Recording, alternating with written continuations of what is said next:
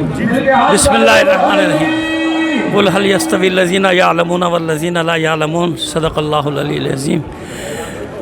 बाद हम्द वस्सलात।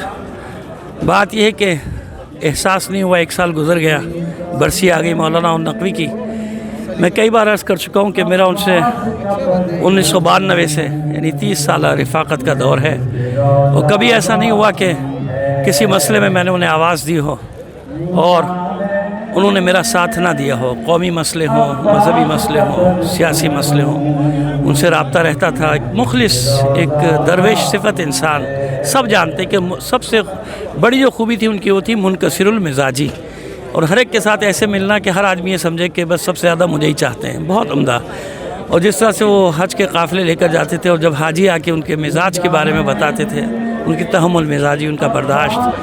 मुझे जब मिली इंतकाल की खबर तो मैं नजफ़ में था और एक शौक़ सा था, सिर्फ मुझ पे नहीं, सारे हमारे जो काफ़िले वाले थे उनके पर शौक़ किसी कैफियत में थे हम लोग। और इस नाचीज़ को ही मजलिस पढ़ना पड़ी एक ऐसे शख्स के बारे में जिसकी मौत का यकीन ही नहीं आ रहा था हमें, उसका इंतकाल हो गया।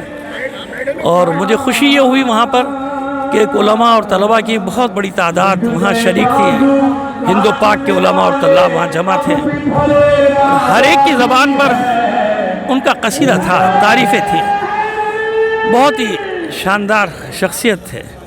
और ज़ाहिर है कि जब आम आदमी को इतना दुख है कि आज 1 साल बाद मैं देख रहा हूँ कि उनकी बरसी में माशाल्लाह इतना बड़ा इज्तिमा और पूरे सिंध से और पाकिस्तान के मुख्तलिफ़ शहरों से लोग तशरीफ़ लाए, तो ज़ाहिर है कि उनके घर वालों के लिए कितना बड़ा सदमा, ख़ास तौर पे उनके बूढ़े बाप के लिए ये कितना बड़ा सदमा होगा, उनके बहन भाइयों के लिए, फिर उनके बच्चों के लिए।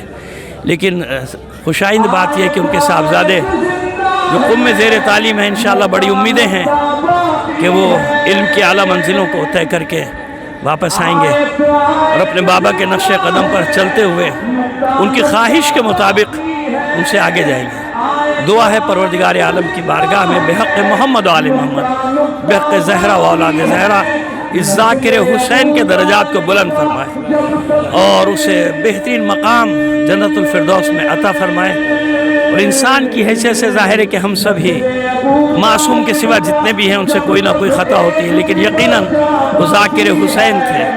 सारी ज़िंदगी उन्होंने दिफ़ाए मकतब में अपनी ख़र्च की है और इंशाअल्लाह उम्मीद है, यकीन है कि परवरदिगार उस ज़िक्र के बदले में उन्हें जवारे जनाब सैयद शुहदा में बेहतरीन जगह इनायत फरमाएगा।